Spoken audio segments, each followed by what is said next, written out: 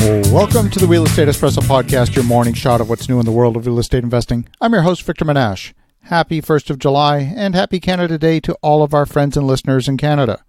On today's show, we're featuring the Book of the Month. In order to be considered for Book of the Month, a book has to meet a very simple criteria. It must be impactful enough to change your life or your perspective on the world. Whether it does or not, of course, is up to you. You might consume the content, remark on how good it is, and continue your life as before. But if you do, you're missing the point.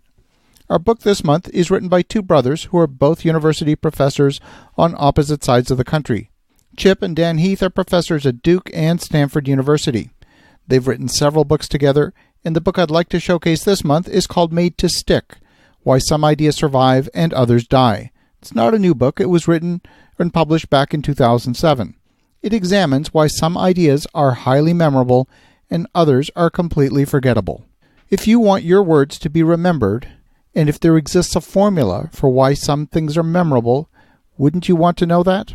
For example, the sentence, "A bird in the hand is worth two in the tree," that sentence is nearly 1,000 years old.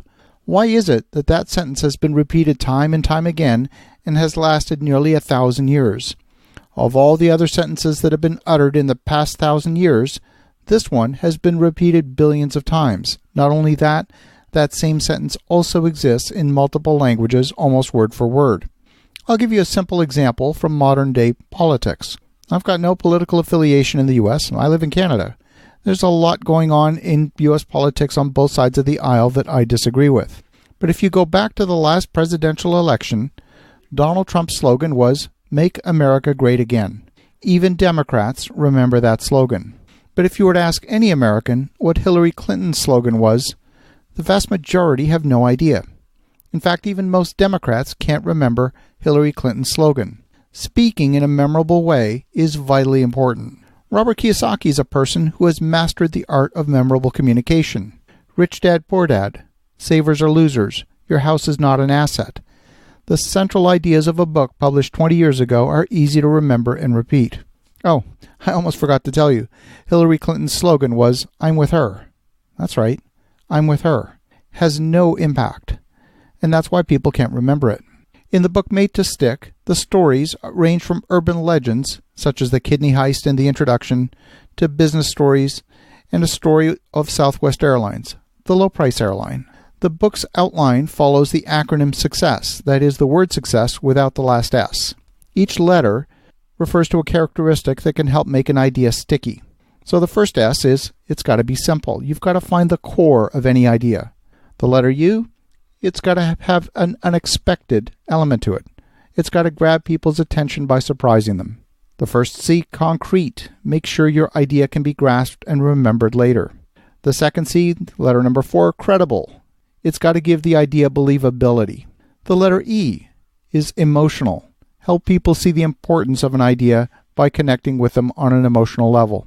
And then the last letter, the letter S, empower people to use the idea through a narrative. We communicate through stories. That's always been the case. That's even why very old books like the Bible communicate through stories. So a good process for making an idea sticky is, number one, to identify the central message you need to communicate. You've got to find the core. You've got to find that counterintuitive message.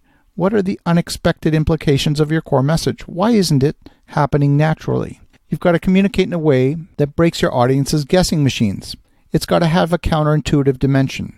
Then once their guessing machines have failed, help them refine that machine and get to the answer. The key is always to use a mystery story. As scriptwriters have learned, curiosity is the intellectual need to answer questions and close patterns.